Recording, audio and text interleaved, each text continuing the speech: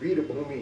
बलभारा में कहा पहले राजा को तो देखो दुर्योधन को, जब तक जंगल में पहुंचे दुर्योधन का रहा है, बड़े बड़े चील कौवे गिदड़ उसके मांस को नोचने भगाया, कर्म गति प्रत्यक्ष भी आ गई। अन्नदाता की जय जयकार। बल कौन है? बल मैं अस्वस्थामा हूँ, आपके सेना नायक हूँ, मैं अभी बचा हूँ। आपके तो बड़े बड़े योद्धा सब चले गए, पांडवों की सेना में अभी बहुत शेष है। बल मैं आपका क्या उपकार करूं? बल प्राण मरी रहा हूँ, मेरे साथ अगर 5 पांडव भी नष्ट हो जाते तो कितना अच्छा होता। चैन से प्राण, अब बचना तो मैंने है नहीं, पर दुश्मनों का धुआं दे करके इतने अरबों सेना खड़ी करके तू नहीं मार सका, इतने बड़े बहादुरों को, भीष्म द्रोण कर्ण जैसे महारथियों को लेकर के मैं अकेले क्या मारूंगा? फिर भी तेरा वचन मानता, जो भी होगा।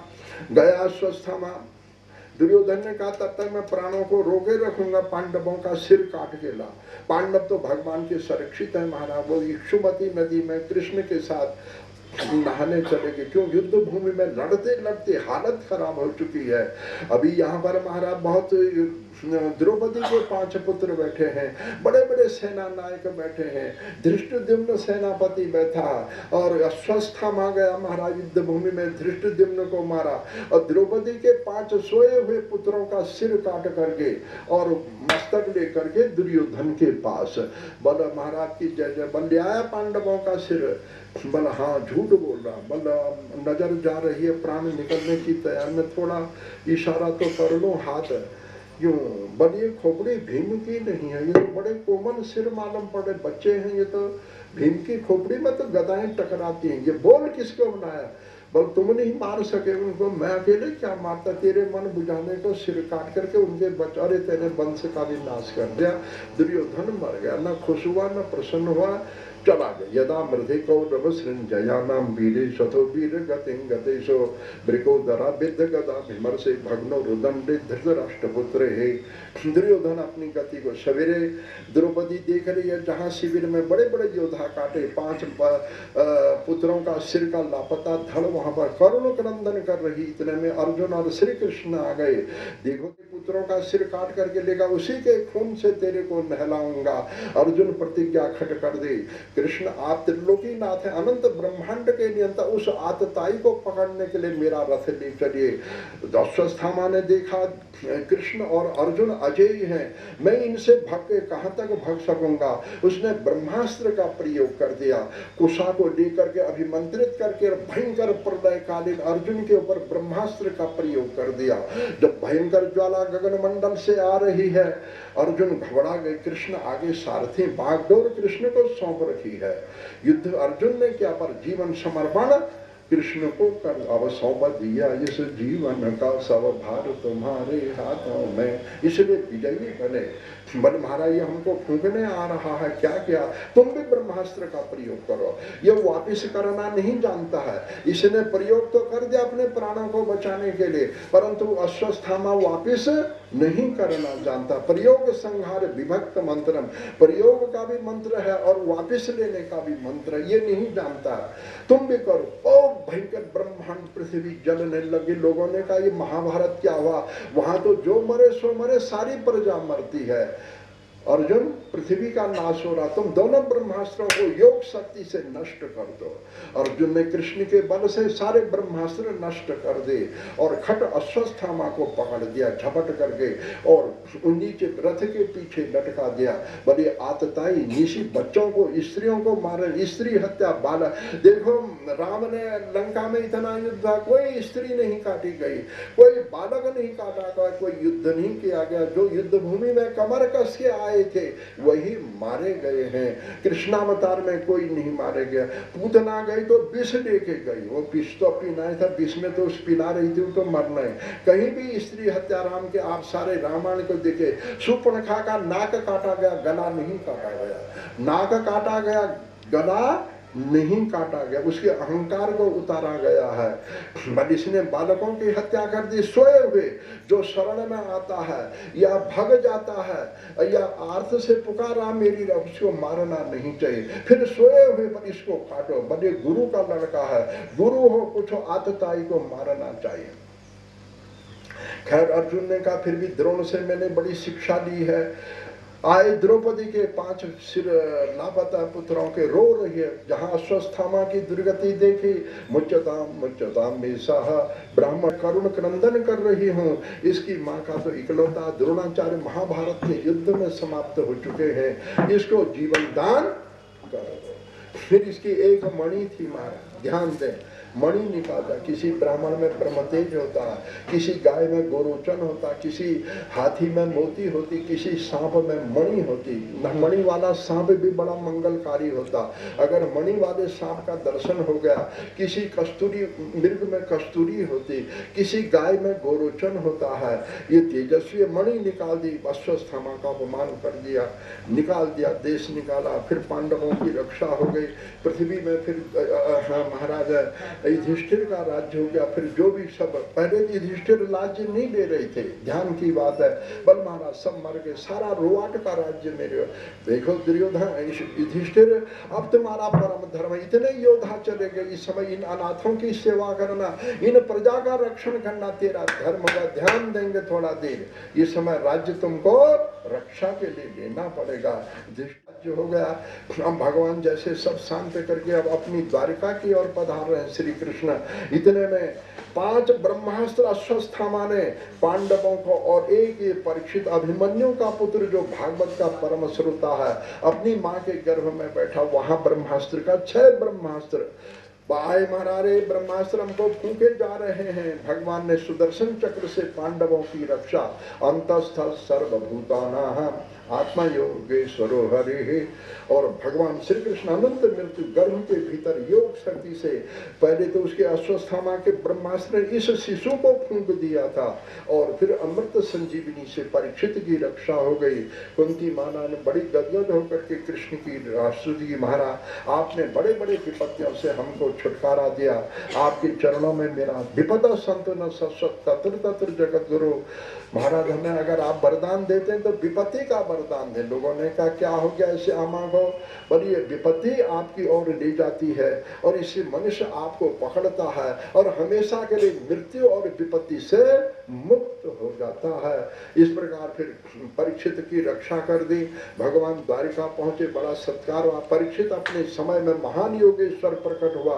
35 वर्ष तक पांडवों का राज्य रहा। उसके बाद भगवान श्री कृष्ण भी अपने परम धाम को पहुंचे। अपनी लीला यहीं पर भागवत में अपने स्वरूप को रख दिया। श्रीमद् भागवत ये दिव्य ग्रंथ राम की महिमा है, भगवान की महिमा, नित्य महिमा, इसमें ईश्वर का स्वरूप है। कम से कम ग्रंथों को अभिवादन करना, ये दिव्य सरस्वती है, अलौकिक सरस्वती है। रावण के गुरुदेव के गले में मरा सांप डाले गए और उसी के प्रायश्चित के लिए फिर इनको सांप मिल गया। 7वें दिन में तुम्हें तक्षक काटेगा। ये गंगा जी के तट पर आ गया। अभी भी यहाँ पर आपका मुजफ्फरनगर आगे उसमें बड़ा शुभ तीर्थ है हमारा, बड़ा भारी। स्वामी कल्याण देव ने बिजनौर से थोड़ा आगे 25-30 किलोमीटर, बड़ी सुंदर जगह, बड़ा 5000 जो अभी मैं कह रहा था बट वृक्ष है, वहीं पर फिर परीक्षित पहुंच गए। 35 वर्ष पांडवों का, 35 वर्ष परीक्षित का राज्य रहा।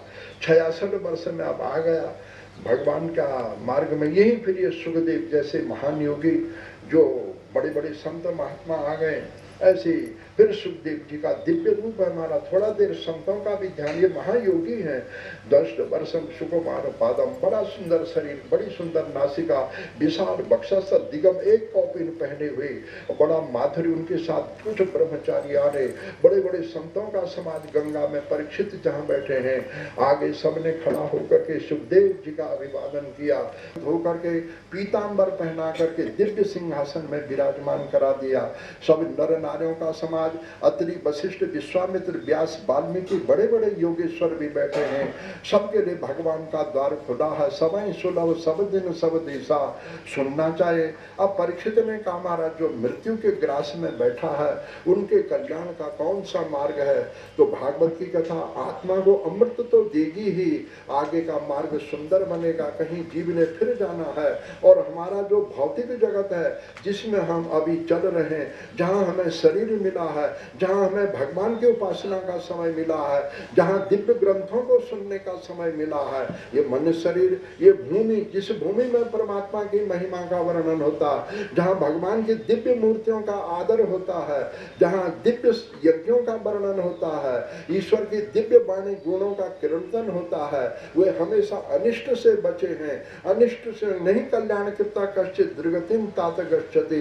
कल्याण किया हुआ पुरुष कभी भी दुर्गति को नहीं जाता है। ऐसा श्रीमद् भागवत की दिव्य वाणी अब सुखदेव जी जैसे चंद्रमा तारागणों में शोभायमान होता है। ससंभृत सत्र महान महीयसान ब्रह्मर्षि राजर्षि देवर्षि संगहे बेरुचतालम भगवान यथेन्दु ग्रह क्षतारा निकर शांत मूर्ति, बड़े प्रिय, बड़े मधुर, जिनको देख के आत्मा गदगद हो जा रही है।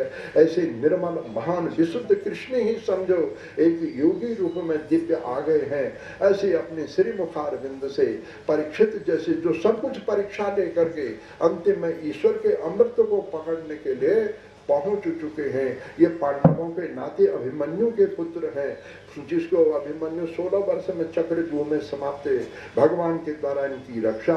तभी से वैसे तो शिव जी हमेशा अमर कथा को कहते हैं, अमरनाथ इसलिए उसका नाम भी पड़ा है। पार्वती को रात दिन कथा सुना रहे, सुन गिरिजा हरि चरित सुहाए विपुल विशद निगमागम। पार्वती जैसी श्रोता और शिव जैसे वक्ता भी मिलने, ऐसे अमर कथा के प्रतिपादक शिव भगवान साक्षात सुखदेव और हमारे बड़े बड़े संत महात्मा अभी भी नैमिषारण्य में लोग जाते हैं। वहाँ भी 88,000 ईश्वर ने 5,000 वर्ष पूर्व बड़े बड़े दिव्य ग्रंथों की 1,000 वर्ष तक यमराज ने मृत्यु बंद कर दी। 1000 वर्ष तक किसी की मृत्यु नहीं होगी। जिसके हाथ में काल चक्र वो काल को भी बढ़ा सकता है।